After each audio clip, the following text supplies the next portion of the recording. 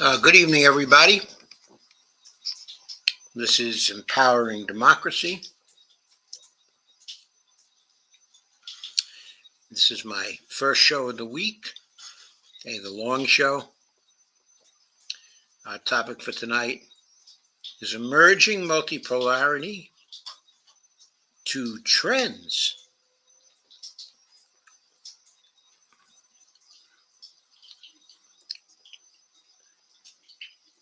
And you'll see what I mean by that in just a few minutes.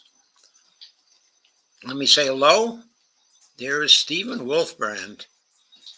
Hi, Steve. I'm very happy you're here. And in fact, I feel honored that you are always here, or nearly always here. I really appreciate it.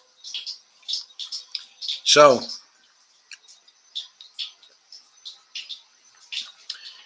changes are going on in the world. They're profound changes. We all know that. We all know that there's a process of emergence going on. And the emergence is the emergence of the multipolar system. Not fully in flower yet, but we're seeing the birth pains, all over the place. Hi, Andy. How are you? Folding piles of laundry. Wow. I do that myself every once in a while. But I have Bonnie to help me. So it's all good.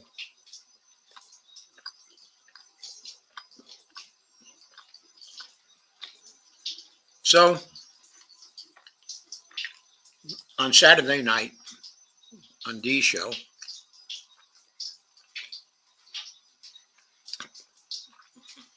I read and commented on this article along with Dee called "The Axis of Asymmetry Takes on the Rules-Based Order."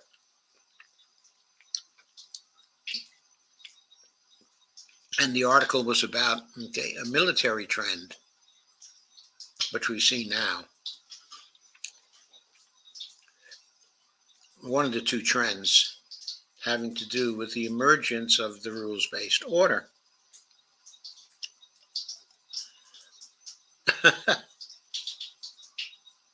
Steve says, hi, Andy. Andy says,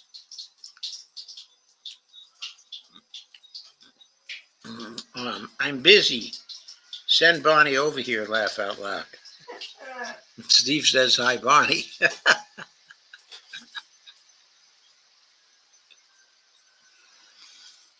Okay, so I was reading this great article on Saturday night,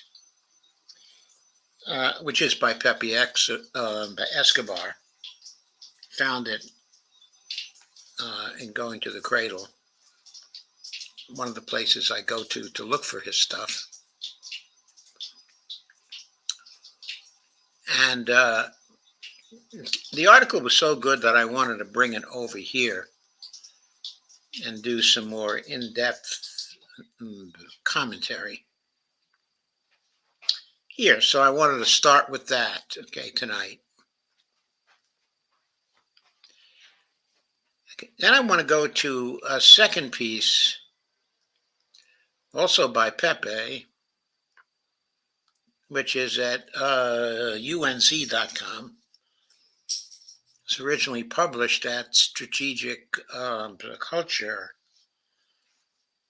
but whenever I go to Strategic Culture and I try to put it up here, I get a problem from Facebook. It doesn't want to accept any references, to them. So I picked the article up at unz.com. It's exactly the same article, of course. So I'm going to read it here. And then the third piece I want to do tonight is one which is from scoop.co in New Zealand.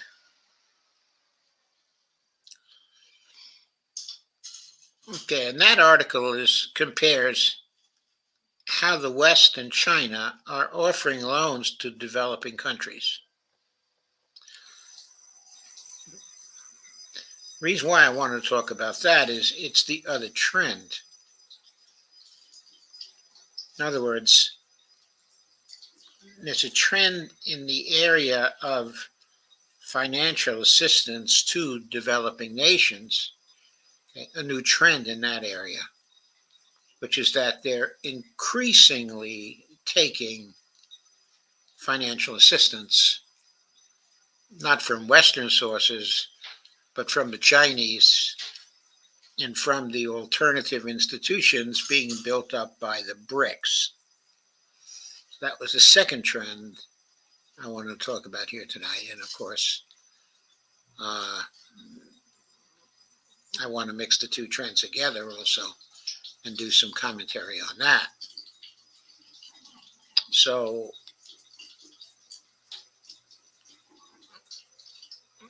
let me first go to Pepe's article, or Pepe's first article, really. There are two articles from Pepe here tonight.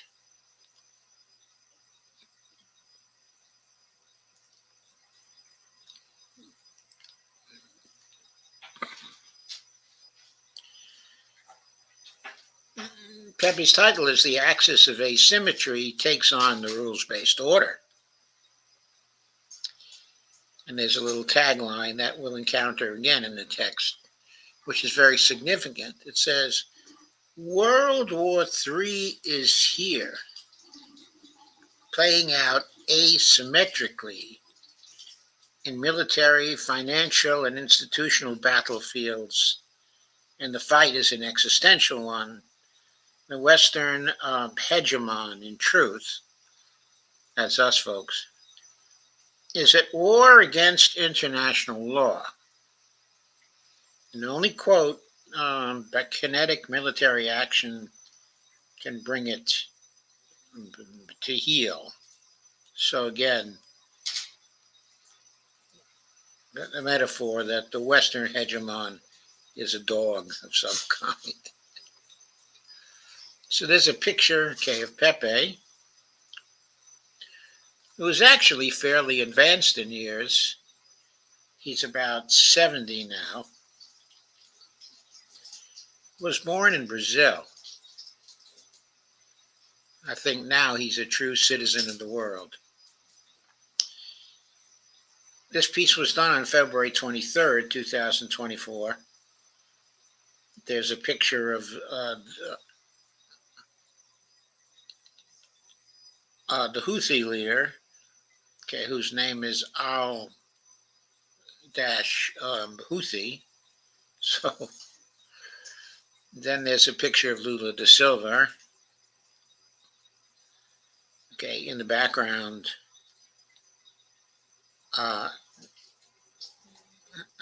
some Gaza victims, I think. And in the background and foreground, some Israeli soldiers, the attackers on Gaza. And of course, the other foreground figure is Benjamin Netanyahu. The photo credit here is from the cradle itself. The axis of asymmetry is in full swing. These are the state and non-state actors employing asymmetrical moves on the global chessboard to sideline the US-led Western rules-based order.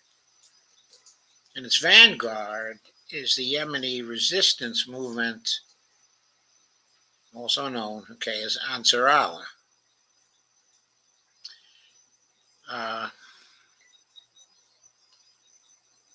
The comment here is that we can think of this as the axis of resistance in the Middle East, which we knew included Hamas, Hezbollah, also the Houthis, okay, and Iran, and a number of other non-state actors found, okay, in Iraq, in Syria. Non-state actors, but these are actors who are collaborating with Iran, okay, and each other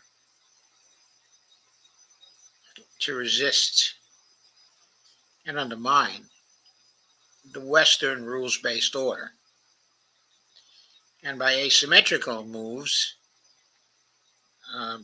P means moves that use novel and inexpensive forms of warfare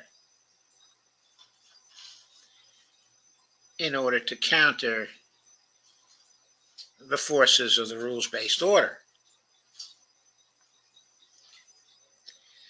Going on, he says, Ansar Allah is absolutely relentless.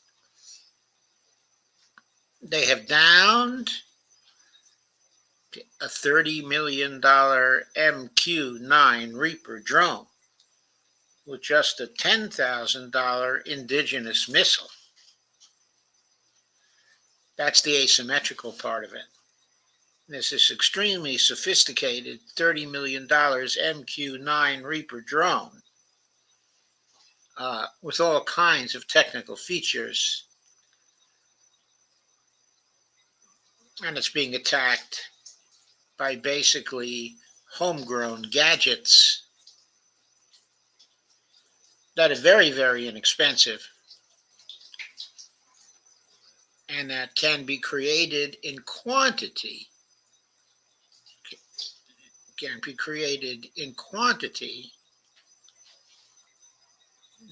and in their quantity, they can be very successful, okay, against $30 million drones. And of course, they can be much more numerous than $30 million drones. Going on, they are the first in the global south ever to use anti-ship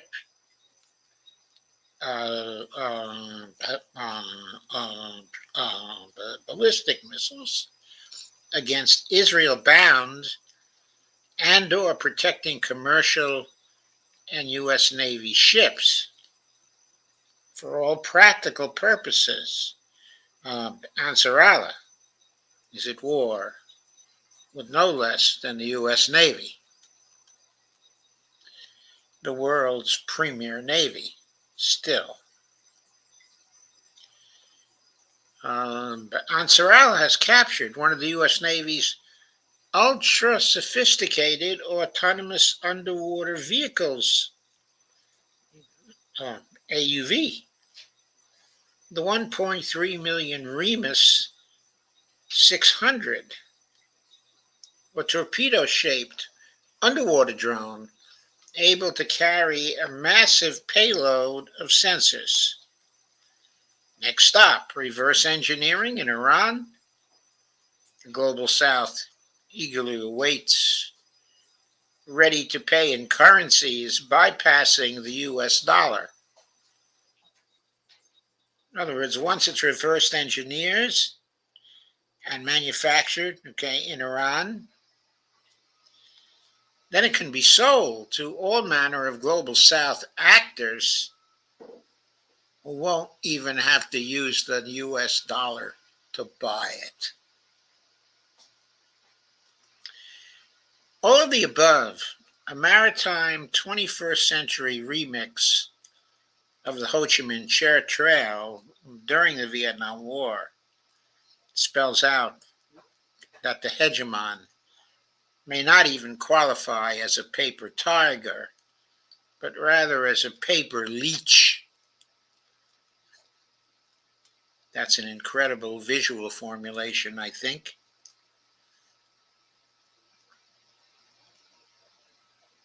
And speaks to the underlying contempt okay, in which Pepe finds the rule-based order and its defenders.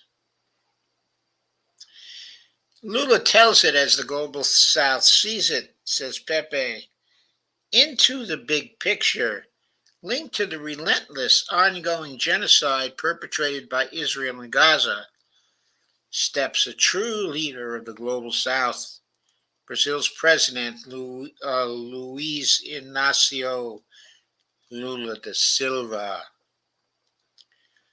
Lula spoke in the name of Brazil, Latin America, Africa, BRICS 10, and the overwhelming majority of the global South when he cut to the chase and defined the Gaza tragedy for what it is.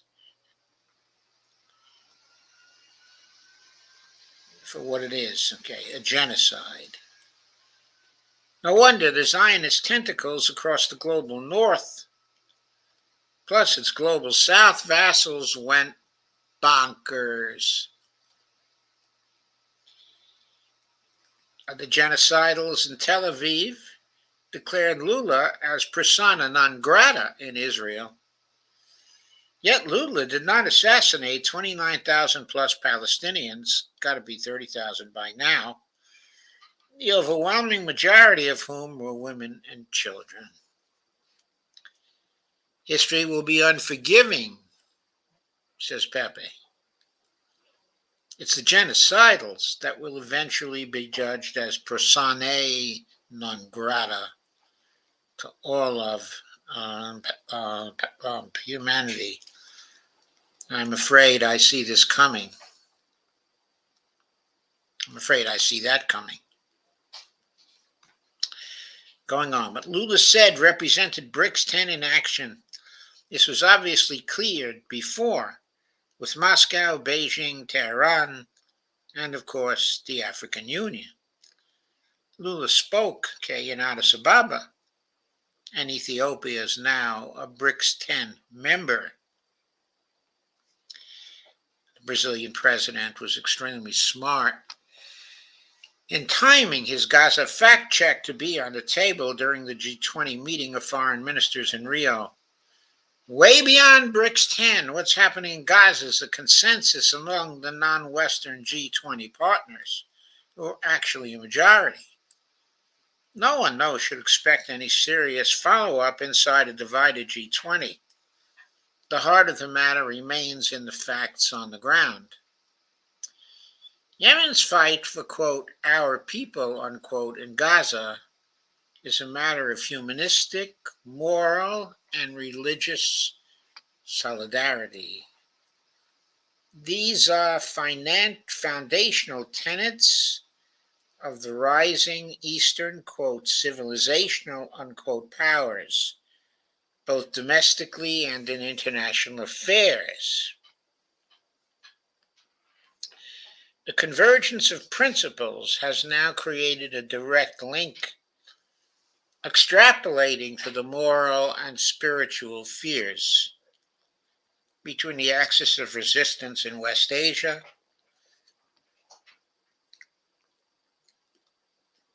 and the Slavic axis of resistance in Donbass. Also, Pepe has just come back from a trip to Donbass and some in-person talks with the soldiers fighting there on the Russian side. He says extreme attention should be paid to the time scale. The Donetsk People's Republic, the DPR forces, and Russia have spent 2 hard-fought years in Novorossiya just to arrive at the stage where it becomes clear, based on the battlefield and cumulative effects on the ground, that, quote, negotiations, unquote, mean only the terms of Kiev's surrender. And tonight on Alex Mercouris' show, he was talking about what looks like the increasing collapse on the ground of the Ukrainian forces. And he also added, the likelihood that there would be a move by the Russians, a strong move, coming very soon against the collapsing Ukrainian front line. First, for the taking of Kharkov, and second, for a renewed attack on Kiev.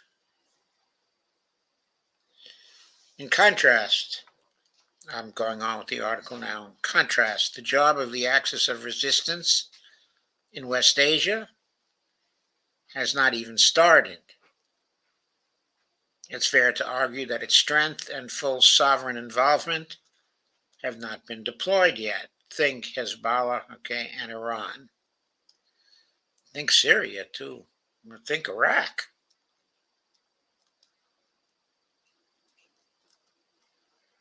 And think the Houthis getting more aggressive and more powerful.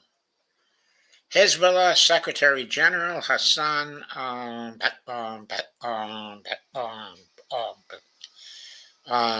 Nasrallah, with his proverbial subtlety, has hinted there's in fact nothing to negotiate on Palestine, and if there would be a return to any borders, these would be the 1948 borders.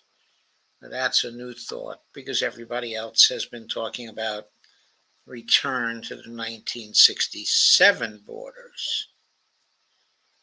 A return to the 1948 borders would be the borders that were defined by the UN. The Axis of Resistance understands that the whole Zionist project is unlawful and immoral. But the question remains how to throw it in practice into the dustbin of history.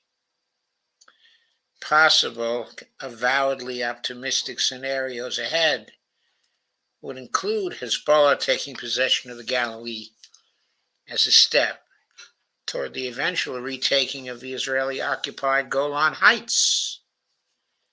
Yet the fact remains that even a united Palestine does not have the military capability to reconquer stolen Palestinian lands. Excuse me a second.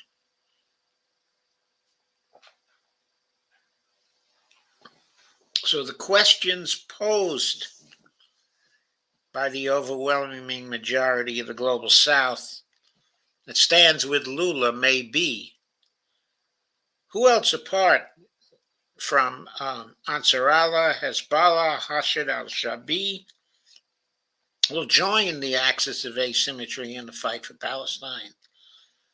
Who would be willing to come to the Holy Land and die?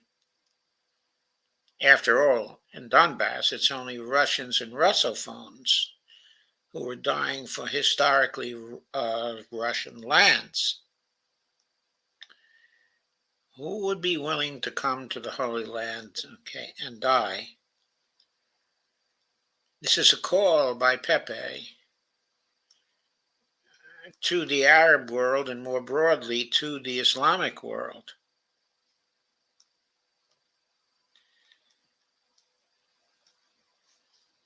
Who will bring enough manpower and enough moral force to the fight against the Israelis, in the Holy Land? So eventually, there will be the military capability to reconquer stolen Palestinian lands. Implicit in this is the possibility that the Axis of Asymmetry may choose to destroy the state of Israel completely, not just to end the practice and the ideology of Zionism, but also to turn back the clock to before there was an Israeli state. And going on with what Pepe says, and that brings us to the way towards the end game. Only a West Asian special military operation to the bitter end will settle the Palestinian tragedy. A translation of what happens across the Slavic axis of resistance. Quote, those who refuse to negotiate with Lavrov deal with Shoigu, unquote. So the implication here is that if the Israelis are not willing to settle for a new Palestinian state in every way equal to the Israeli state, if they refuse to negotiate such an outcome,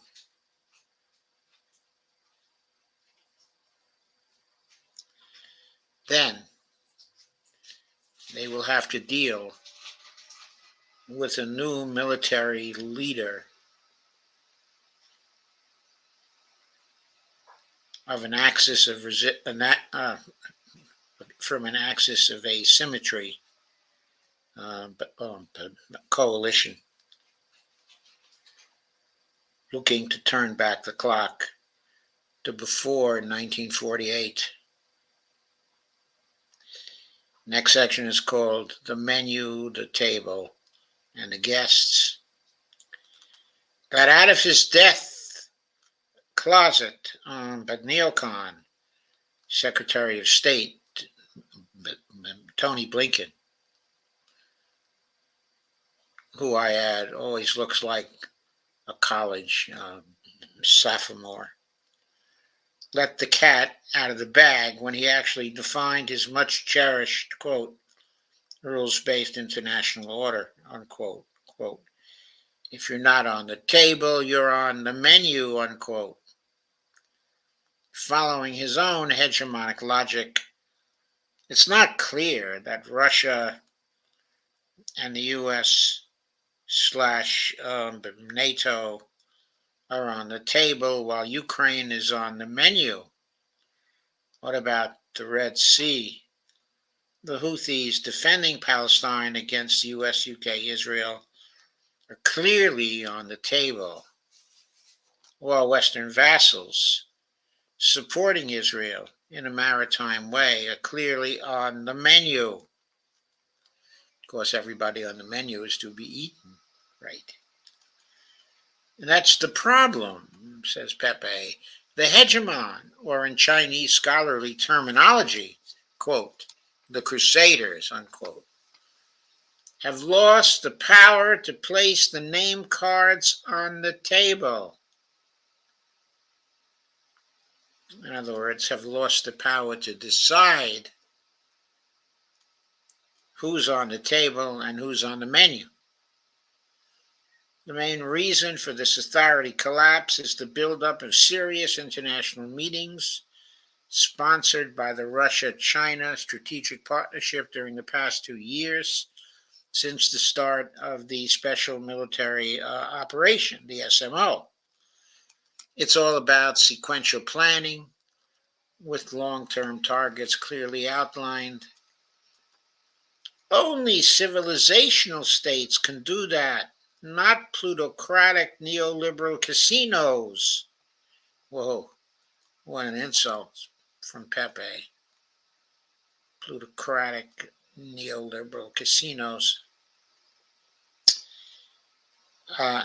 Actually, negotiating with the hegemon is impossible because the hegemon itself prevents negotiations. See the serial blocking of ceasefire resolutions at the UN. Also, additionally, the hegemon excels in instrumentalizing its climate elites across the global south via threats of compromat, basically sophisticated blackmail based on information that the hegemon has about the client elites across the global south.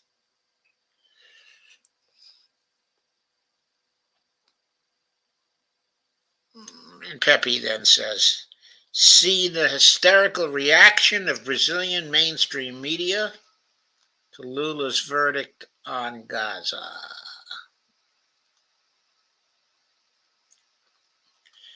But Russia is showing the global south, 2 years after the start of the SMO, is that the only path to teach a lesson to the hegemon has to be kinetic or, quote, has to be military technical, unquote.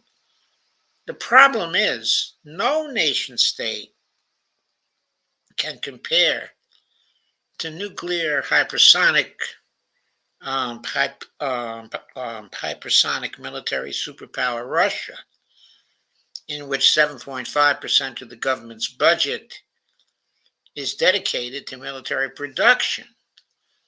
Russia is and will remain on a permanent war footing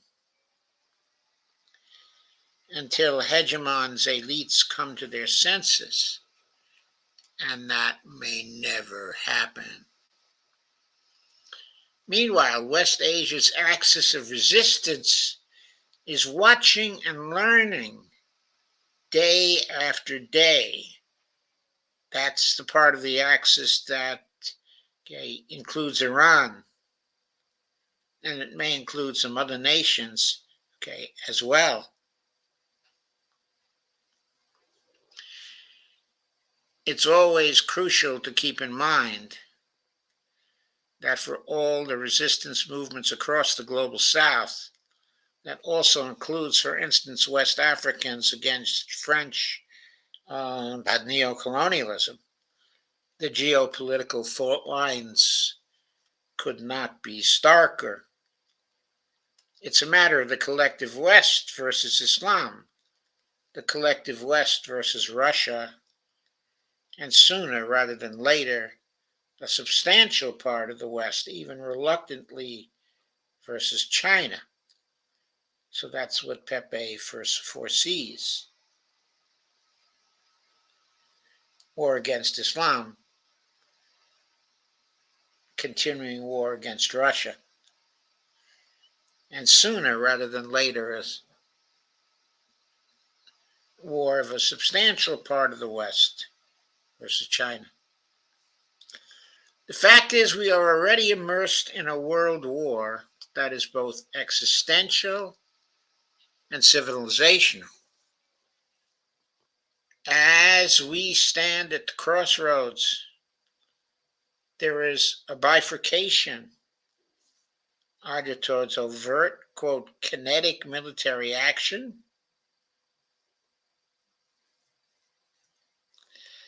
or a multiplication of hybrid wars across several latitudes. In other words, actual soldiers on the ground fighting,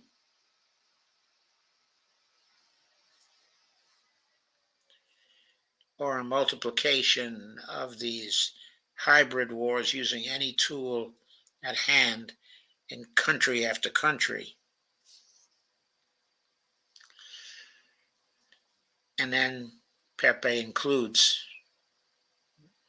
after asking the question, the either or question.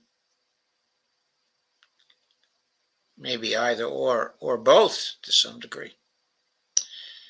So it's up to the axis of asymmetry, he says, cool, calm, and collected, to forge the underground corridors, passages, and trails capable of undermining and subverting the US-led unipolar rules-based international order. So he's saying it's up to the axis of asymmetry to find the novel ways of fighting that are capable of leading the way from a military standpoint to the multipolar world that is in the process, okay, of emergence.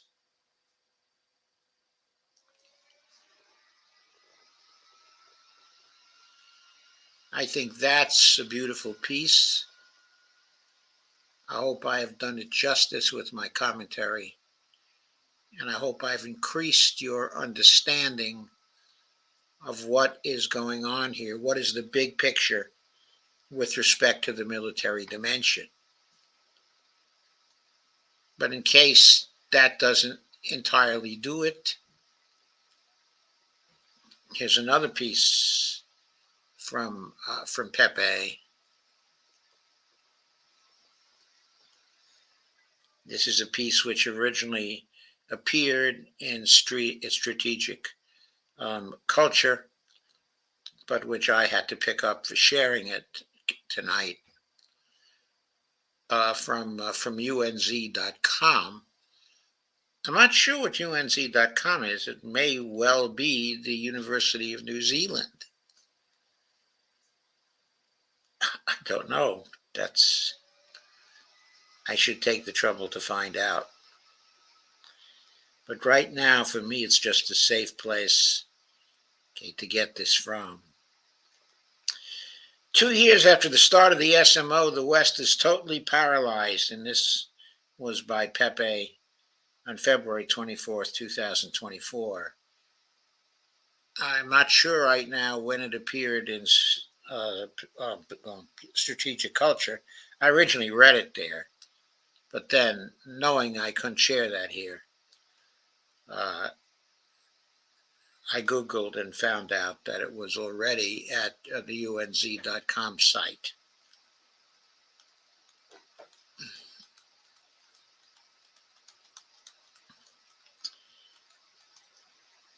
So there's a picture of a soldier in a mask, okay, in a mask.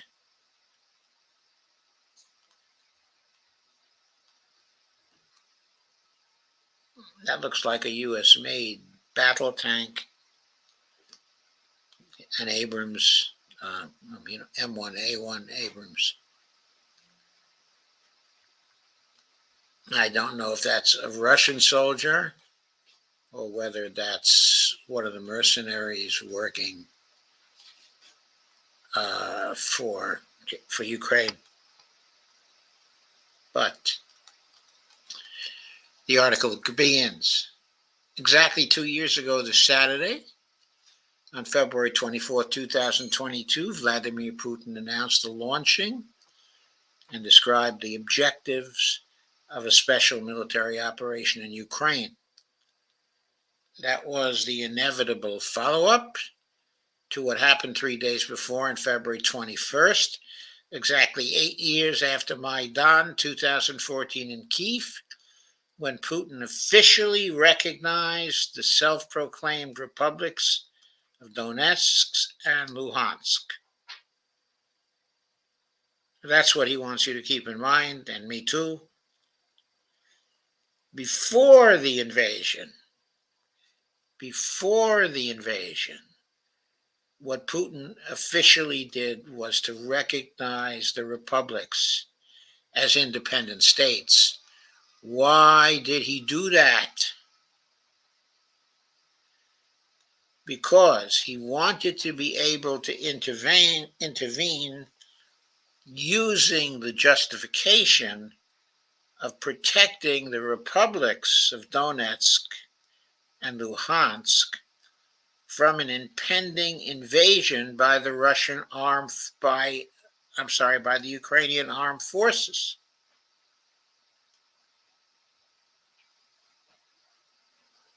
If he recognized, the republics first, he could use the same justification for intervention which the U.S. had used in its interventions in Serbia and Kosovo in the 1990s.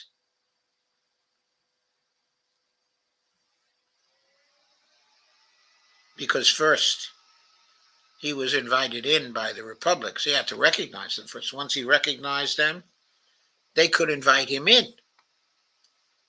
And he could say that he was invited in.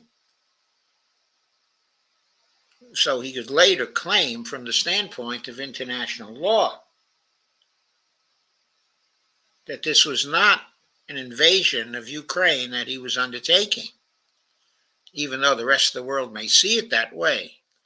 From a technical, legal, international point of view, and all this commentary now is mine, of course, it was necessary for him to do that because he needed to have a legal justification for marching in.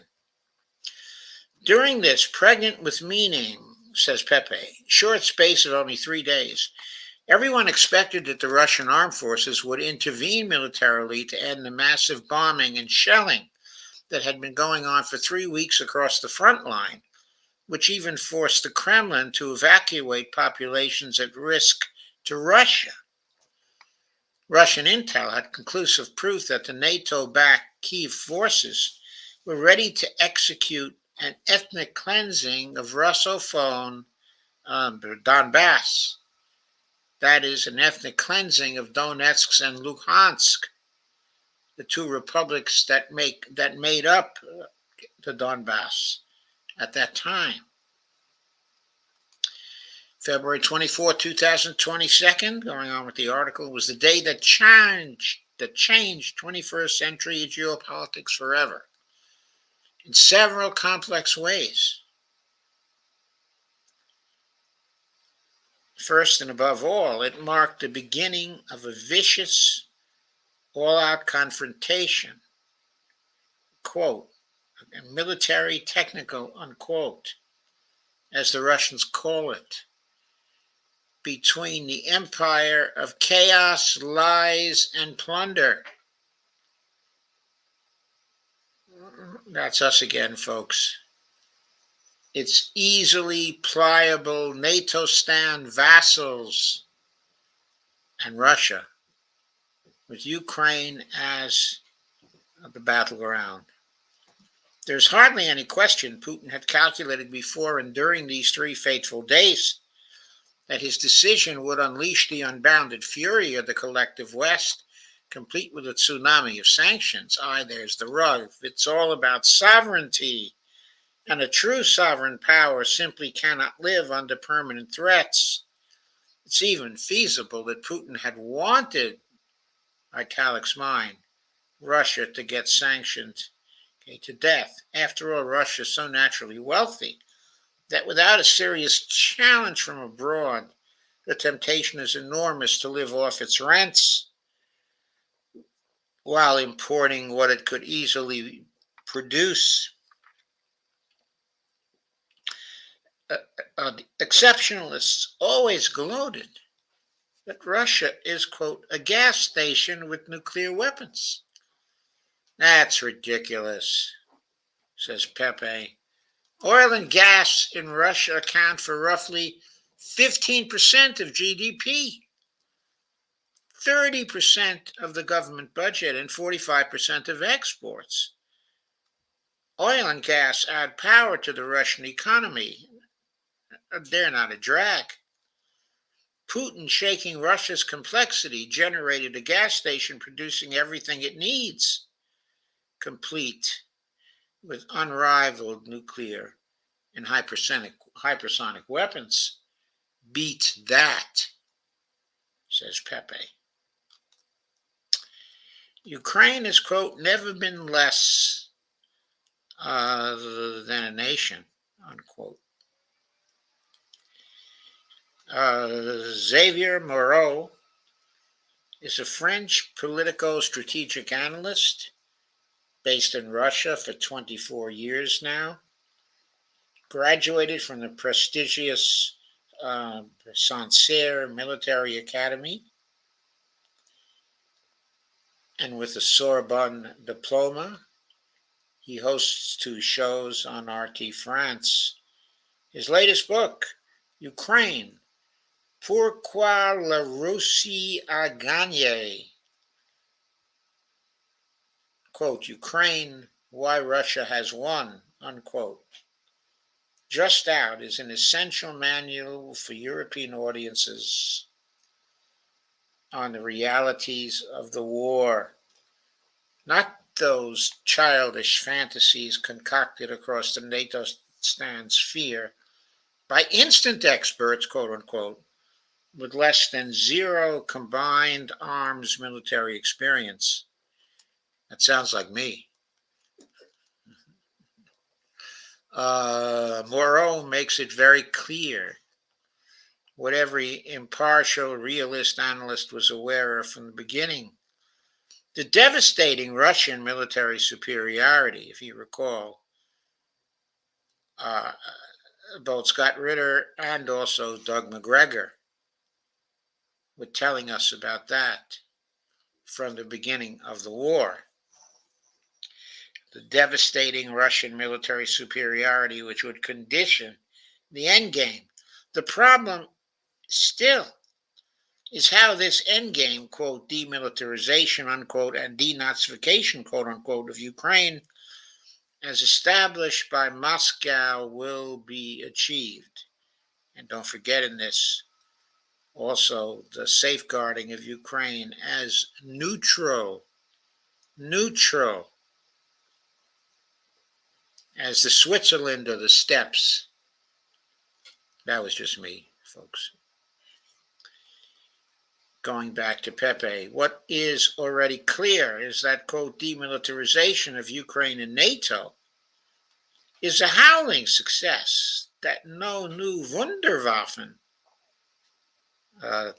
that is German for wonder weapon, like F-16s, will be able to change. Moreau perfectly understands how Ukraine, nearly 10 years after Maidan, is not a nation, quote, and has never been less than a nation, unquote. It's a territory where populations that everything separates are jumbled up. Moreover, it has been a, quote, grotesque, unquote, failed state ever since its independence. Moreau spent several highly entertaining pages going through the corruption grotesquerie in Ukraine under a regime that, quote, gets its ideological references simultaneously via admirers of Stepan Bandera and Lady Gaga, unquote. None of the above, of course, is reported by oligarch-controlled European mainstream media. His next section is called Watch Out for Deng Xiao Putin. Very cute. Very cute, Pepe. Very cute. The book offers an extremely helpful analysis of those deranged Polish elites who bear, quote, a heavy responsibility in the strategic catastrophe that awaits Washington and Brussels and Ukraine, unquote. The Poles actually believed that Russia would crumble from the inside, complete with a color revolution against Putin. That, by the way, is a commentary on the husband-wife team, okay, of Anne Applebaum, and I forget her husband's name,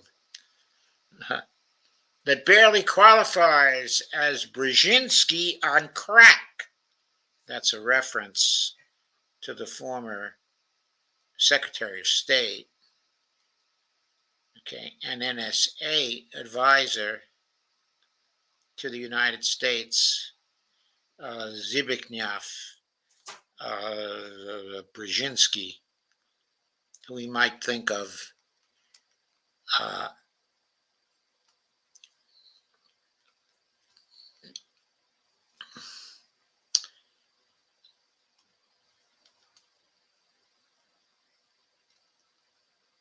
well, I'm not gonna. I'm not going to put in a gratuitous insult with respect to Zbigniew. He was, after all, a very clever man. Moreau shows how 2022 was the year when NATO stand, especially the Anglo-Saxons, historically racist Russophobes, was self-convinced that Russia would fold because it is a, quote, poor power, unquote. Obviously, none of these luminaries understood how Putin strengthened the Russian economy very much like Deng Xiaoping on the Chinese economy. This self-intoxication, quote unquote, as Morrow qualifies it, did wonders for the Kremlin. By now, it's clear, even for the deaf, dumb, and blind, that the destruction of the European economy has been a massive tactic, historic victory for the hegemon, as much as the blitzkrieg against the Russian economy has been an abysmal failure. Now, that observation, of course, is true and a very interesting one in the context of this particular discussion. What the United States did in destroying the pipelines was to accomplish the destruction of the European economy. And Pepe looks on this as a historic victory for the hegemon because the United States no longer has to economically compete with the very strong industry of Europe because that industry is being destroyed by the absence of cheap natural gas. All of the above brings us to the meeting of G20 foreign ministers this week in Rio. That was not exactly a breakthrough. Russian Foreign Minister Sergei Lavrov made it very clear that the collective West at the G20 tried by all means to Ukrainize the agenda. With less than zero success, they were outnumbered and counterpunched in the G20 by BRICS and Global South members. Yeah, because there are more of them now in the G20 than supporters of the collective West. At his press conference, Lavrov could not be more stark on the prospects of the war of the collective West against Russia. These are the highlights. Western countries categorically do not want serious dialogue on Ukraine. There were no serious proposals from the United States to begin contacts with the Russian Federation on strategic stability. Trust cannot be restored now while Russia is declared an enemy. There were no contacts on the sidelines of the G20 with either Blinken or the British Foreign Secretary. The Russian Federation will respond to new Western sanctions with practical actions that relate to the self-sufficient development of the Russian economy. If Europe tries to restore ties with the Russian Federation, making it dependent on their whims, then such contacts are not needed. In a nutshell, says Pepe, diplomatically, you are irrelevant. The you being the European nations of the G20, and of NATO. Diplomatically, you are irrelevant, and we don't care. That was complimenting Lavrov's intervention during the summit, which defined once again a clear, auspicious path towards multipolarity. Here are the highlights. The forming of a fair multipolar world order without a definite center and periphery has become much more intensive in the past few years. Asian, African, and Latin American countries are becoming important parts of the global economy. Yeah, Brazil, very important part of the global economy. Other Latin American countries being tied in as well. Of course, there's been the failure in Argentina because of the election of Javier Milei, that idiot who is currently being celebrated by Bobby Kennedy at this point. Oh, he has already developed a 40% surplus in no time at all. How wonderful. Maybe we can do that right here in the United States. This is from Twitter, folks. Bobby Kennedy is an economic moron, an economic idiot. Let's go back to the article. Not infrequently, Asian, African, Latin American countries are setting the tone and the dynamics. Many Western economies, especially in Europe, are actually stagnating against this background. These statistics are from Western supervised institutions, the IMF, the World Bank, and the OECD. These institutions are becoming relics from the past. Western domination is already affecting their ability to meet the requirements of the times. Meanwhile, it is perfectly obvious today that the current problems of humanity can only be resolved through a concerted effort and with due consideration for the interests of the global South and generally all global economic realities. Institutions like the IMF, the World Bank, the EBRD, and the EIB are prioritizing Kyiv's military and other needs. The West allocated over $250 billion to tide over its underling, thus creating funding shortages in other parts of the world. Ukraine is taking up the bulk of the funds, relegating Africa and other regions of the global South to rationing. And not just to rationing, but also to Chinese and BRICS financing, as we will see in a moment. Countries that have discredited themselves by using unlawful acts, ranging from unilateral sanctions and the seizure of sovereign assets and private property to blockades, embargoes, and discrimination against economic operators based on nationality to settle scores with their geopolitical opponents, cannot be considered guarantors of financial stability. In other words, the West cannot be considered guarantors of financial stability.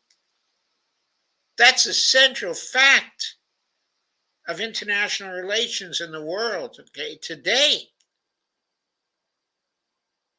What are the great strengths of the West? What are the great strengths supporting unipolarity? Was that other nations thought that the members of the collective West were the guarantors of financial stability. No longer so any longer because of the unilateral sanctions and the seizure of sovereign assets and private property, blockades, embargoes, discrimination against economic operators based on nationality to settle scores with their geopolitical opponents. Yeah. Can't look at them anymore as guarantors of financial stability. That weakens the hold that the collective West has on the rest of the world. Without a doubt, new institutions that focus on consensus and mutual benefits are needed to democratize the global economic governance systems.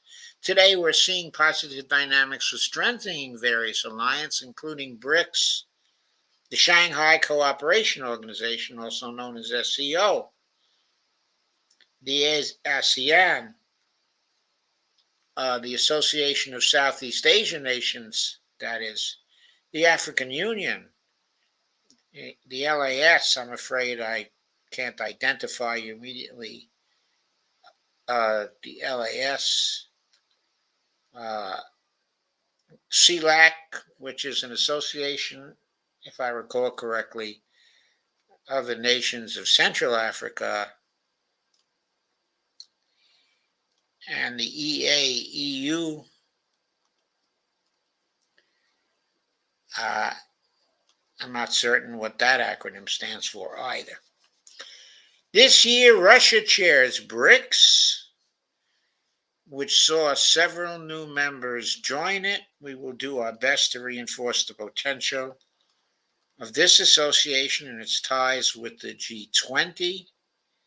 By the way, we have to mention here that there is talk of 30 new countries which may be joining BRICS or maybe getting invitations to join BRICS in 2024. We may be looking at BRICS 40 in 2025, folks. It's within the realm of possibility. Considering that 6 out of 15 UN Security Council members represent the Western Bloc, we will support the expansion of this body solely through the accession of countries from Africa, Asia, and Latin America. Call it the real state of things geopolitically 2 years after the start of the Special Military Operation, the SMO.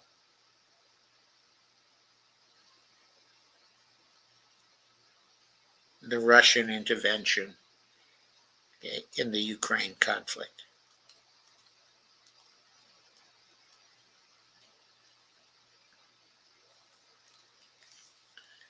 So there's a link here to the Axis of Asymmetry takes on the rules-based order. So let's see where that goes. Oh, look, the Axis of Asymmetry, an article that appeared is here, okay, as well.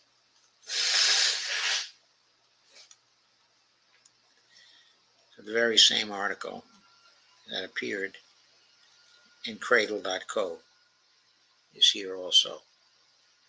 So that's kind of interesting, I think. So you can look at these two articles as actually closely related. And this provides much about the economic dimension. It supplements, okay, the military dimension that we were talking about in the axis, okay, of asymmetry. And our third piece tonight is actually a pretty old piece, but it's about a specific aspect of the emergence of the economic dimension. It's about, okay, specifically comparing how the West and China offer loans to developing countries. It was published on the 18th of November, 2023. And it's published and written, okay, by the staff, okay, of Globetrotter. Actually, it was written by John P. Rule, who writes for Globetrotter. And this was picked up by Scoop World, which has a web address that appears to be New Zealand. Okay, also. That's where I scooped it up. Before I get to it, though, I'm going to take a look at your comments. It seems an appropriate time to do so.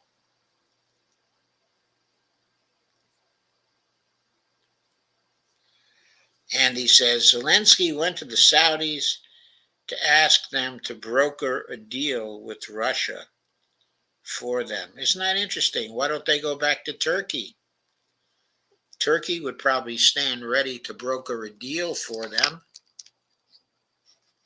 And the Turks were the original people they went to. And the Turks got them a very good deal in April of 2022 or March of 2022. They had taken it at the beginning of April 2022, they would have saved themselves 500,000 fatalities. And he says, Joe, do you think the Michigan primary will bounce Newsom into the game? I don't know when Newsom is going to get into the game. My guess would be that the elders of the party, the powers within the DNC, are going to have to go to Joe Biden and are going to have to say to him, for one term, Joe, you were a terrific president. You accomplished things that other presidents were not able to accomplish in these areas, ABC.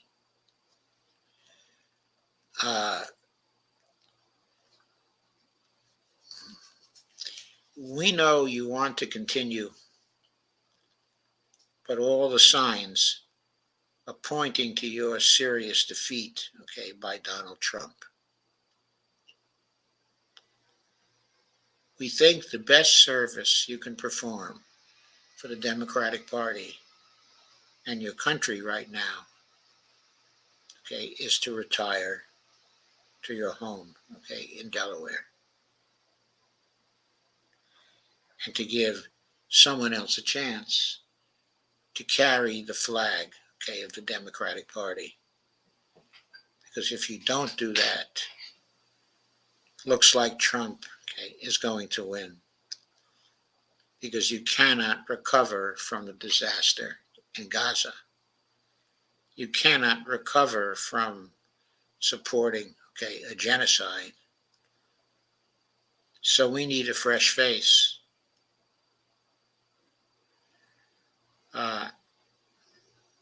Will you give us the opportunity to win again? From our point of view, that is the best thing that you can do for us now.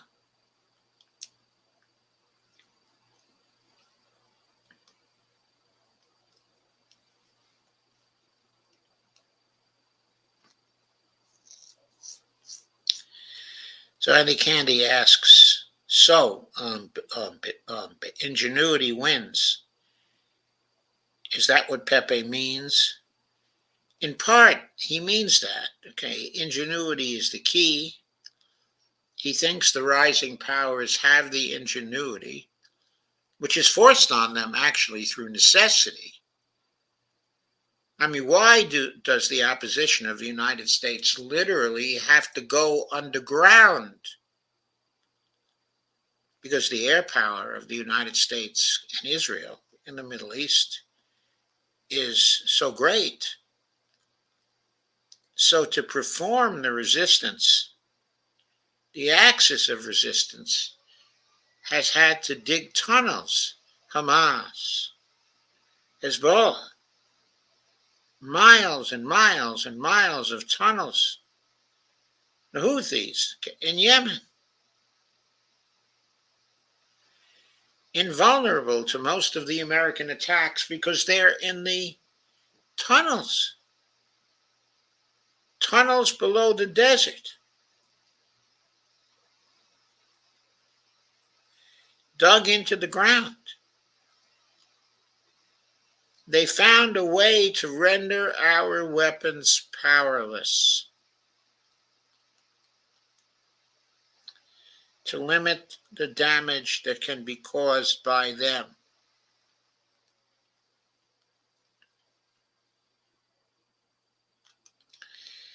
That's why they still exist. That's why they can still resist. That's why the shock and awe of U.S. attacks doesn't overcome them.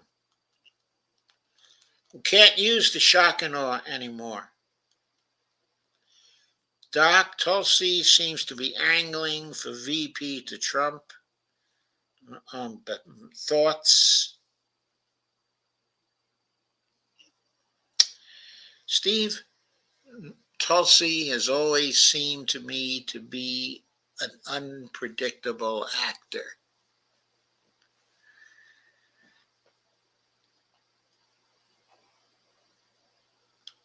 I don't consider her without principles. I just think we don't quite understand what her principles are. I don't think she's merely a power hungry actor.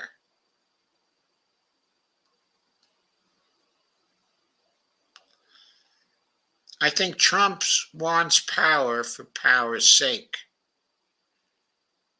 I think Tulsi wants power to try to realize her vision of government, okay, for the United States. I think in some ways that vision of government, that there are some aspects of what I've seen her talk about that would be good for the United States, and other aspects of her vision that totally misunderstand our character. And by the way, I think, okay, that Pepe Escobar, in his talk and his envisioning of Eastern civilization, he has the idea that Eastern civilization is coming to the fore very much because of the cultural strengths of the civilizations of the East. Russian civilization, Chinese civilization, uh, Indian civilization. What I wonder about is whether Pepe really understands the genius, okay, of American civilization.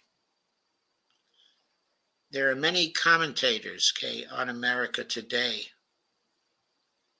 who have focused too much on the woke phenomenon here, on what they consider to be the symptoms of civilizational decay in the United States and in the West, okay, at large. But if I were them, I would be very careful about that particular line of thought.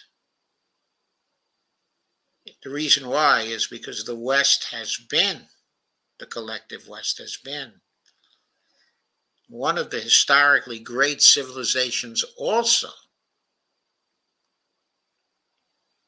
It was no accident, okay, that it became the hegemon. It has internal strengths. Those have been de-emphasized. They have been, okay, in decay. But Western civilization is about to experience serious defeats. Sometimes these result in the fall of civilizations. And I'm not saying that's not going to happen here. What I am saying is that serious defeats often engender revival movements in deep kinds, okay, of civilizations. Revival movements that have moral aspects,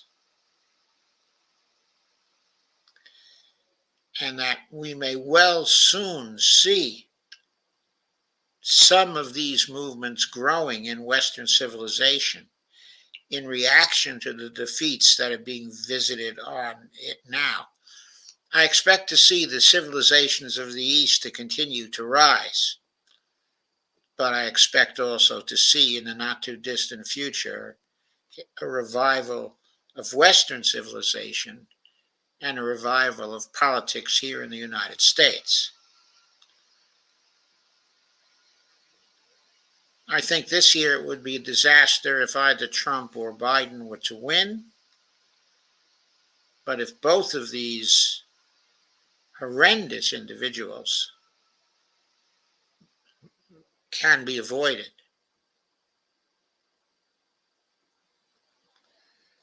and we get someone with scope for growth, not just a clever person, but a person with some internal depth, as our leader, I think the ideologies we already have at hand here, including progressive ideologies, have the capacity to help our societies to adapt, to see the multipolar trends in the world, to face them, to ride the wave of these trends ourselves, and to become successful again, but this time in a collaborative way, leading to a new world order that does not try to transcend international law, but to conform to international law and to play nice in the sandbox with the other kids.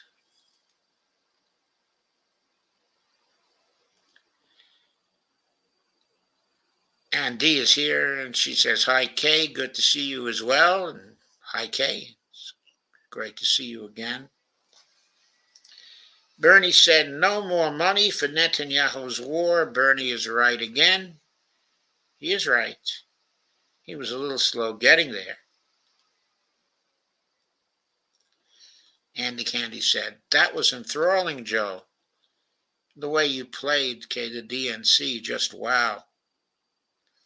Andy Candy says, "Tunnels is how Vietnam won. Tunnels are the answer to air power. They always were." I mean, after all, during the Second World War, how did the Brits beat the Blitz? How did the Brits beat that? They went into the subway tunnels. And they minimized, the damage to people that way. Steve Wolpern says, "Well, I have to get to bed."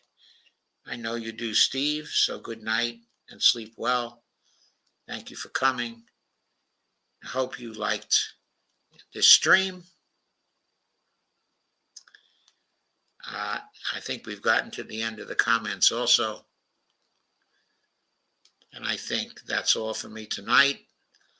Tomorrow, short shows. I'll probably be back at 8 p.m. for some short shows, because that's the way things seem to work now. I'm sure Dee will be taking the 9 o'clock slot for one of her long shows. And I will probably be doing 2 shows between 8, and 9. And I will try to do 1 show, in the afternoon. We have something planned for tomorrow afternoon, which may stop me from doing a show in the afternoon, in which case I'll probably do 3 shows between 7:30 and 9 o'clock. So look for me then. The shows will be Dump the Corruption shows, what I have planned thus far.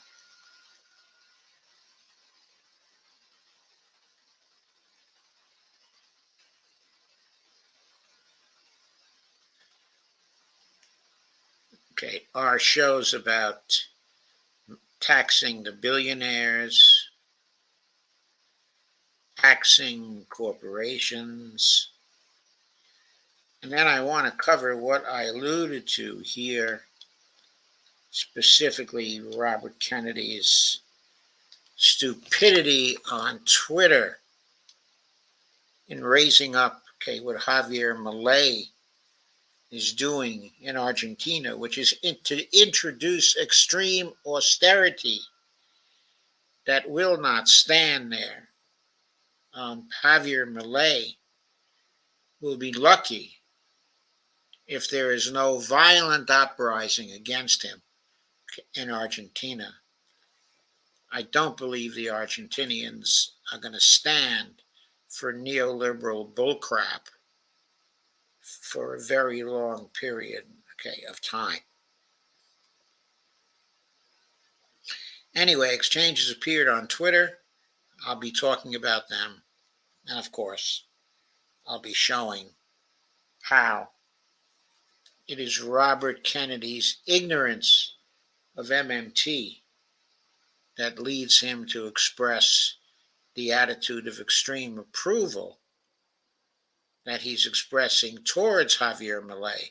That, and probably Javier Milei's crazy conversion to Judaism and extreme support of Israel, a very silly orientation, very silly but very damaging orientation,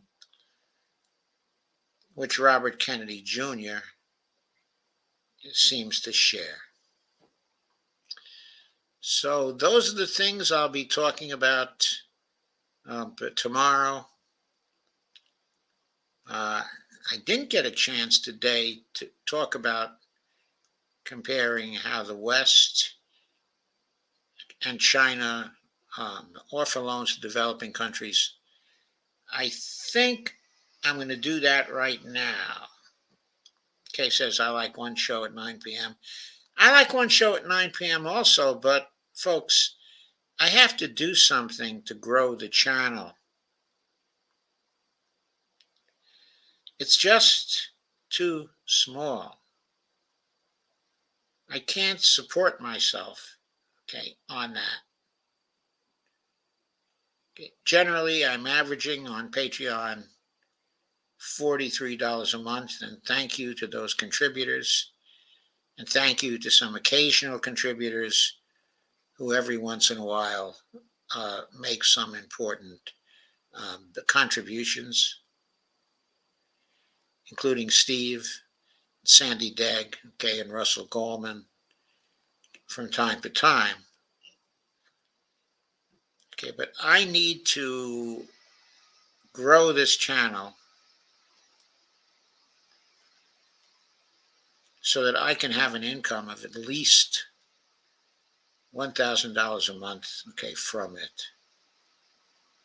Obviously, I can't continue at $43 a month and still remain in decent financial shape. That's essentially nothing. And I've been doing it for years, on that amount of money. I haven't really been concerned about the money. But I have to have a larger channel. I have to have significant financial contributions to that channel. I don't know whether shorter shows are going to do it for me. They may not be short enough anyway because they're roughly half-hour shows. But I know some people are being economically successful on half-hour shows. And I've got to try it and see, if I can be successful on that. What I think I'm going to do now, though, is I'm going to whiz through the final article that I planned for tonight. And that's the article comparing the way China does loans and the way the Western institutions offer loans. This is comparing how the West and China offer loans to developing countries, in other words, the Global South, 18th of November, 2023, 2:42 p.m. from Globetrotter. This is by John P. Rule. Established Western economic institutions are facing a formidable challenge from Chinese newcomers, each side offering distinct and competitive lending strategies with far-reaching consequences for global infrastructure and development. In October 2023, amid celebrations commemorating the 10th anniversary of China's Belt and Road Initiative, the BRI, in Beijing, Pakistan and Chinese leaders signed a multi-billion-dollar deal for a railway project as a pivotal component of China's efforts to promote economic integration and develop infrastructure abroad. Pakistan has received significant developmental assistance from Beijing through the $62 billion China-Pakistan Economic Corridor, the CPEC. Nevertheless, the Western nations and financial entities have also been strategically maneuvering in Asia, with the International Monetary Fund approving a $3 billion loan for Pakistan in July, saving it from defaulting on debt. Honey? What? Okay. Other countries in the region are experiencing similar competition. Bangladesh, for instance, inaugurated the BRI-linked Padma Bridge Rail in October, and weeks later received a $395 million loan from the EU. That month, Sri Lanka struck a debt deal with China, while the U.S. extended a $553 million loan for port construction in Colombo in early November. As competition over infrastructure investment has grown in recent years, standoffs between Western and Chinese lenders over debt restructuring and relief have intensified. Lenders hesitate to offer relief packages, fearing that one creditor's concession might allow a debtor country to use that relief money to pay off others. These impasses underscore the challenges being faced by the decades-old Western-dominated financial system and lending initiatives. Oh, and by the way, Argentina was using relief funds from non-Western sources to be able to pay back some of what it owed to the IMF.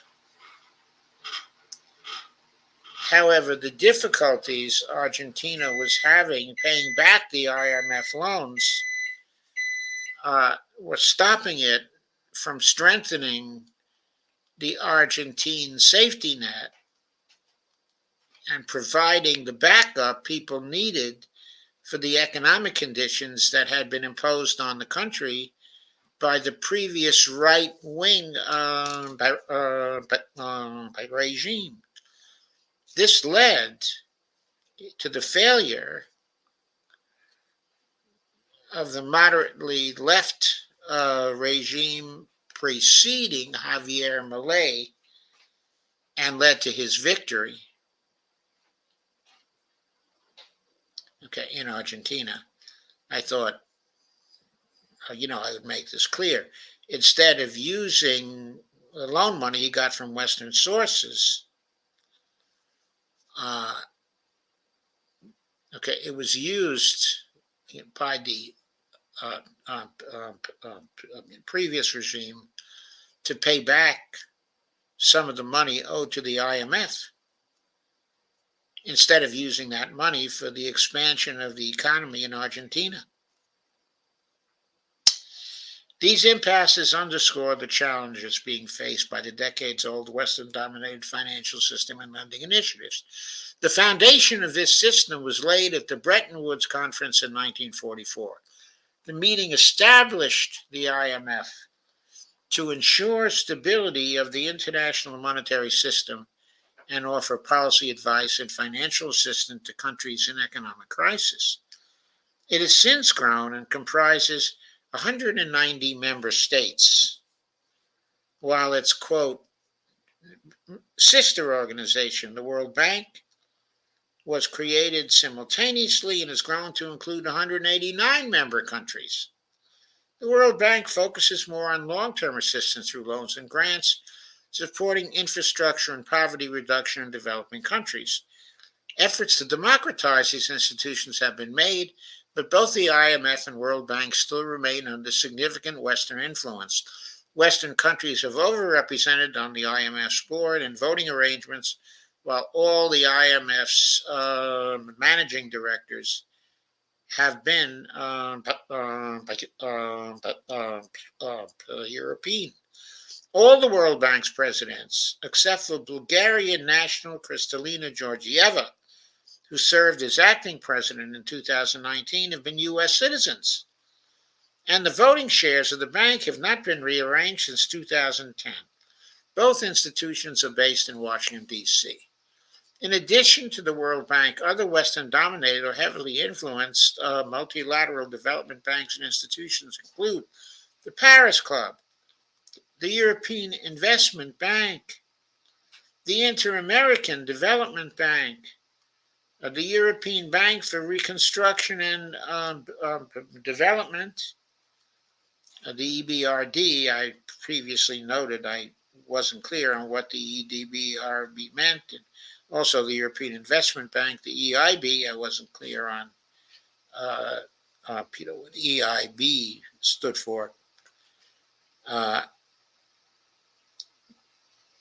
the Asian Development Bank, the ADB. Government initiatives like USAID, the U.S. Trade and Development Agency, that is the USTDA, and the U.S. International Development Finance Corporation, as well as private banks, also play prominent roles in advancing Western economic interests. The problem is in advancing Western political interests also, and there's the rub.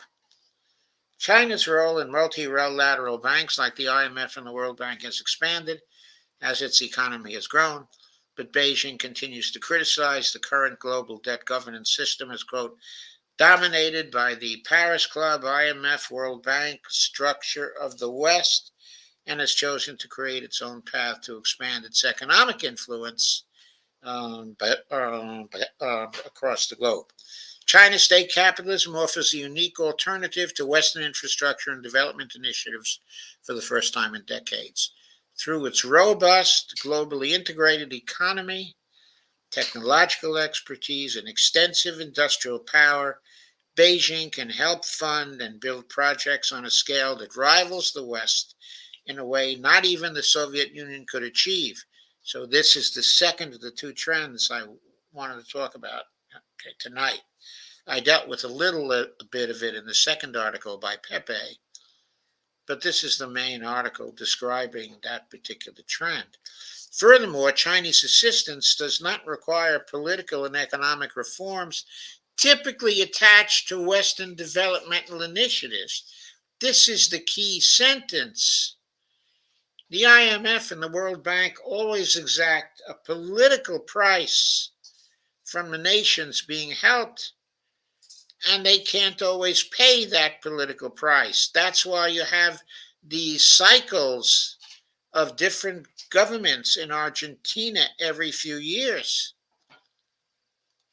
because the political price being paid for the loans undermines what those governments are interested in doing. China's approach has seen significant success. It has become the world's largest creditor since 2017 and is lending more than the IMF, World Bank, and Paris Club combined, said Brent Naiman from the U.S. Department of the Treasury in September 2022. With $1 trillion spent and more than $2 trillion in contracts, China's BRI has transformed global trade routes and economic development and is even garnering interest from the Taliban. Oh, wow.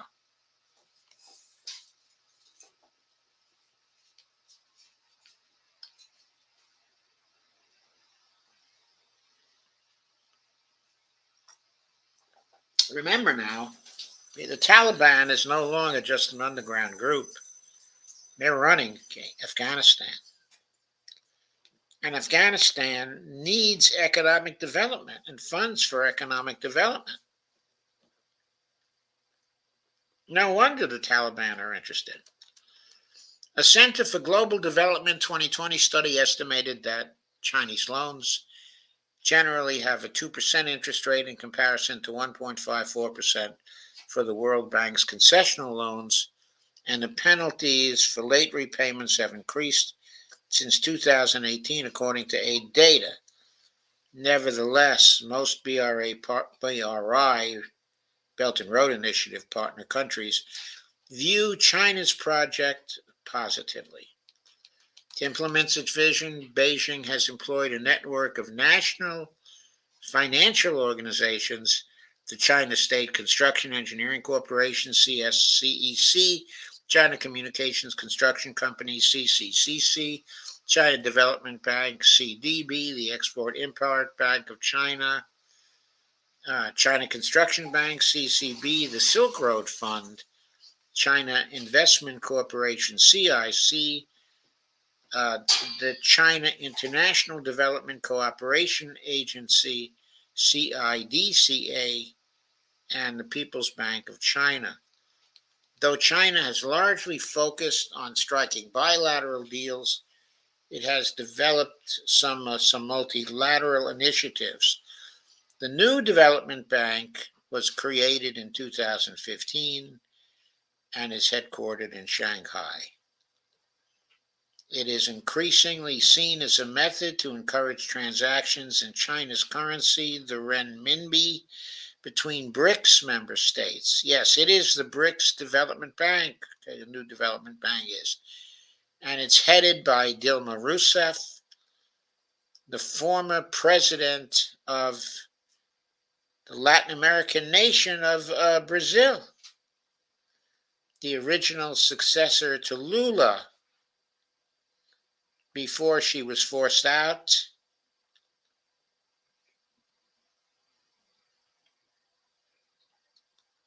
and before Lula was put in jail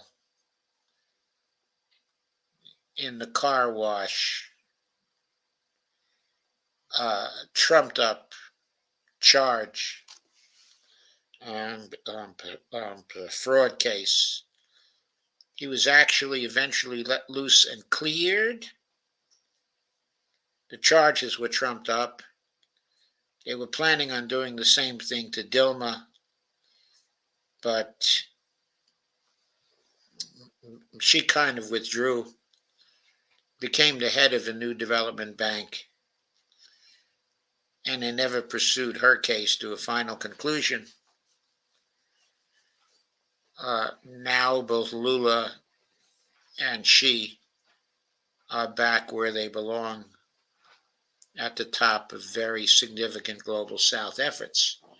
In Lula's case, the presidency, the Brazilian president, and in her case, the presidency of the new development bank headquartered in Shanghai. It is increasingly seen as a method to encourage transactions in China's currency, the renminbi, between BRICS member states. Meanwhile, the Global Development and South-South Cooperation Fund, the GDSSCF, is being used for China's software-focused Global Development Initiative, GDI. The China's major multilateral project is the Asian Infrastructure Investment Bank, the AIIB, which was established in 2016. Now, with 106 approved members, the AIIB focuses on lending to investment projects, infrastructure, transport routes, energy, and information networks. Other countries, including Western nations such as Germany, have some influence in the AIIB. Maybe Germany will seek more influence in the AIIB now because they're starting to need credit from other than Western sources. Nonetheless, the bank is dominated by China. It has an effective veto over major decisions and has been governed by China's former Vice Minister of the Finance Ministry, Jen Li-kun, since its founding. China's dominance prompted the AIIB's Canadian Communications Chief, Bob Picard, to resign in 2023. The divided response by Western countries to China's initiatives has further undermined their traditional dominance. Many expressed interest in the AIIB as it was being formed, and Washington failed to dissuade them from joining the bank. The U.S. then attempted to counter the AIIB with the Trans-Pacific Partnership, which came into force 2016. However, the U.S. left the organization in 2017 under former President Donald Trump, and the project was repackaged into a smaller one. That was a good move, actually, for the United States, because the TPP contained the ISDS clause, okay, which made America, the United States, I should say, vulnerable to suits from private corporations all around the world, who felt that their rights were being violated not by uh, the United States, but by the countries in which they were operating, because those countries might pass laws that were hostile to the corporate interests. So under the TPP, they could take the countries to an international court comprised of corporate lawyers, who then would rule in favor of the corporations and levy these extremely heavy funds on many of the countries that were part of the TPP. Of course, the United States was also vulnerable to these kinds of suits, so it was a real diminution of the sovereignty, of the U.S., as I cover in my book on the declarations, of dependence, the book uh, I wrote in 2015, discussing the tyranny of these trade deals that were being made by the U.S., actually being proposed by the Obama administration, and the globalists there, who were trying to make the world safe for corporations. So anyway, that book discusses this, and it's called the Declarations of Dependence, as opposed to Declarations, of Independence. And you might want to take a look at that book. It's really a great book, only $9.99, and it's really dynamic. And Is that on Amazon? it's on Amazon. It's an Amazon Kindle book. Okay, I also had a follow-up to that book, but that's the book that discusses the TPP and all the evils, of the TPP. So it's good the U.S. wasn't able to counter the AIIB with the TPP. And it's good that these trade deals emphasizing ISDS for the time being are dead, and hopefully the Democrats won't try to resurrect them. For some reason, the Democrats have loved the TPP type of deal. I think the reason for that, of course, is donor money, because the donors were behind that. The donors are always about making the world safe for the corporations. China's newfound leverage has seen it confront the West, going back to the article, around the world. In 1990, for example, Western countries accounted for 85% of infrastructure construction contracts in Africa. Yet from 2007 to 2020, Chinese entities provided $23 billion in funding for infrastructure projects across sub-Saharan Africa, more than double lent by banks in the U.S., Germany, Japan, and France combined. According to a study by the Center for Global Development, in 2020, Chinese entities were responsible for 31% of all infrastructure projects in Africa, valued at more than $50 million, up from 12% in 2013. While the West's contribution to the projects in Africa declined from 37% to 12% during the same period, according to The Economist. Brazil and Mexico enjoy significant investment from China, and that was because of Lula, who brought them in, by the way. And Argentina officially joined the BRI in 2020. So Argentina has joined in 2022 the Belt and Road Initiative. But I don't know what Javier Milei is going to do with that now. In August 2023, China highlighted its increasingly important role in Argentina's economy by providing a $3 billion role that allowed the South American country to avoid defaults. Yeah, to avoid a default to the IMF. On the IMF loan, China protected Argentina. Of course, now Javier Milei wants no help from the Chinese, only wants help, okay, from the Americans. We'll see if he gets it. Even in Eastern Europe and the Balkans, China has spent billions of dollars linking countries to the BRI, the Belt and Road Initiative. Nevertheless, the U.S. and the collective West maintain considerable economic influence and have responded assertively. The U.S. passed the BUILD Act in 2019 and the Partnership for Global Infrastructure and Investment, PGII, in 2022 to increase investment in infrastructure development in developing countries.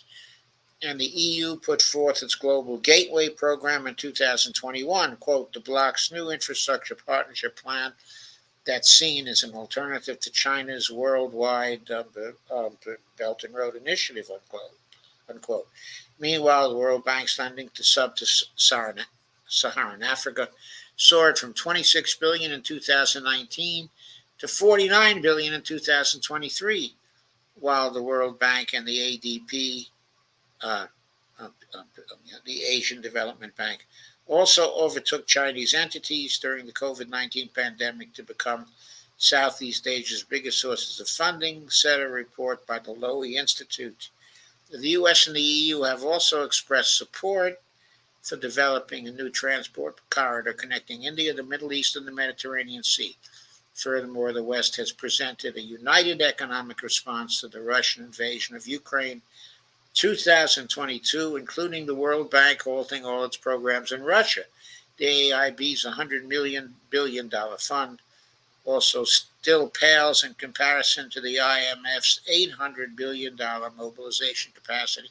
Here, I have to add that the new development bank, the BRICS Bank, has a mobilization capacity greater than the IMF's $800 billion mobilization capacity because it has $100 billion in underlying capital, much more than the IMF.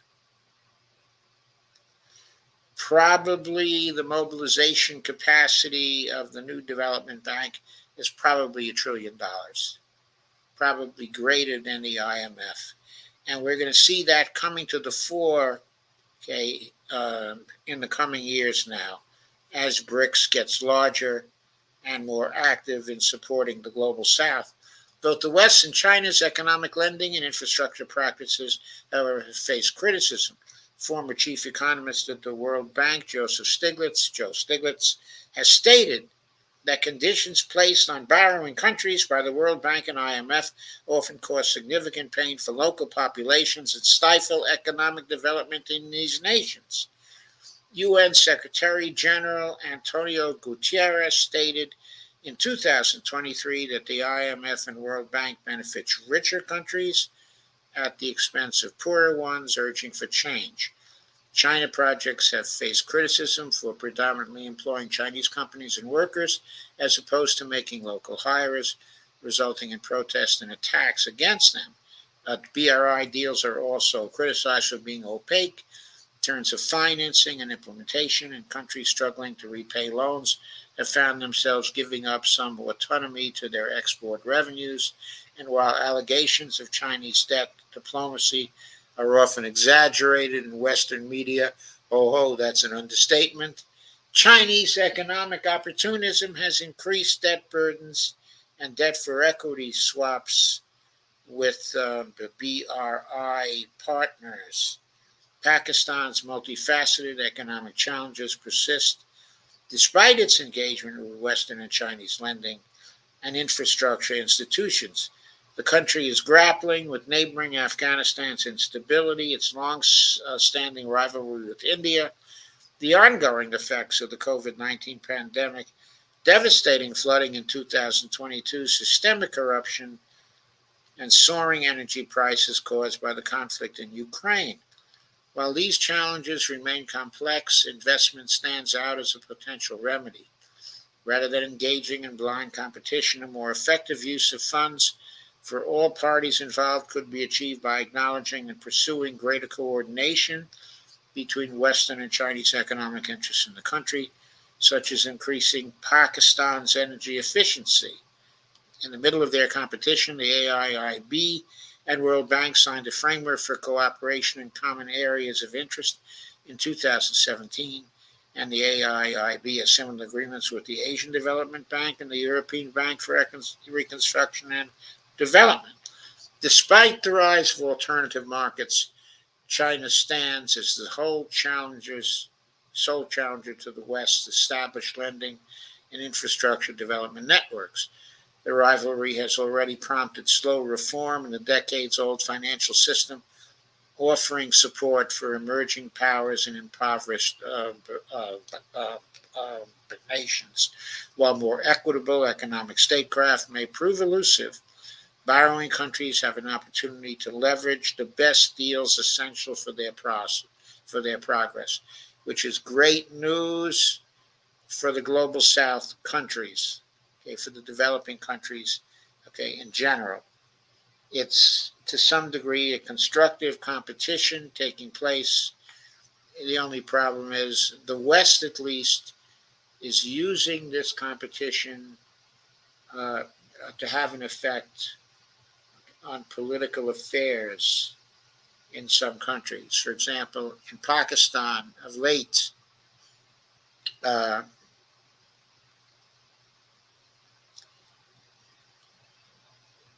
there recently was the election of Imran Khan as the prime minister, okay, of Pakistan. What Khan wanted to do was to be neutral between the West, okay, and the East. So he went to Moscow to make a deal. It was a fossil fuel deal.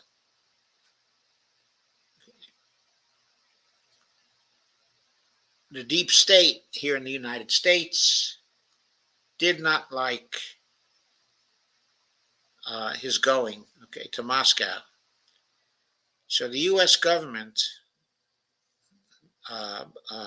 offered a financial deal to people in the Congress, okay, in Pakistan, and let it be known that they would do the financial deal, provide further funding for support, okay, of Pakistan if they overthrew Imran Khan and replaced him as the prime minister. There was a coup. Khan was placed, okay, in jail, where he currently languishes. His political party, okay, was outlawed, and in the recent elections there, his party, all of whose people were identifying as independents, uh, there was an uprising by the voters. Uh, um, they won. Imran Khan would have been chosen again as the prime minister and leader, okay, of Pakistan, whereupon the military intervened and rigged the final results, okay, of the election system in order to put someone more obedient to the United States in the position of prime minister. And at the time of this stream, Imran Khan, who is a hero to the Pakistani people, remains in jail. And the United States did this with its financial power and with its domination of the economic institutions. Naturally, with this as an example, increasingly, as Chinese lending comes to the fore, as BRICS lending comes to the fore, that trend is going to cause more and more nations to leave the West behind in pursuit of their own political sovereignty and to take financial support coming from the Chinese lending structures and from the BRICS lending structures, and I think increasingly from the BRICS lending structures. They'll be going to them. And that trend combines with the asymmetrical military trends already discussed to undermine the power of the hegemon in international relations. So these two trends are strengthening and they're combining and they are changing the world of geopolitics very fast. So I think that kind of does it for tonight. Steve Wolfbrand says, I'm trying to grow the channel. I know you are, Steve, and I'm very, very grateful for it. I'm very grateful for all the help I can get in this respect, okay, to grow the channel. I figure if I work hard, okay, it should grow. Okay, but I really need it to grow. So I do appreciate you're all coming. I can't tell you how much I appreciate the small group who comes here, okay, and keeps us alive. There are people who would like to see us go completely out of business. They haven't been able to drive me under, though. And with your help, I don't think they will ever be able to drive me under. So thank you for coming. And as I say, I will be here for 3 short streams tomorrow. If I can't do one during the afternoon, I will do 3 between 7:30 and 9 p.m. Tomorrow. Thank you very much for coming. And I'll see you tomorrow, hopefully.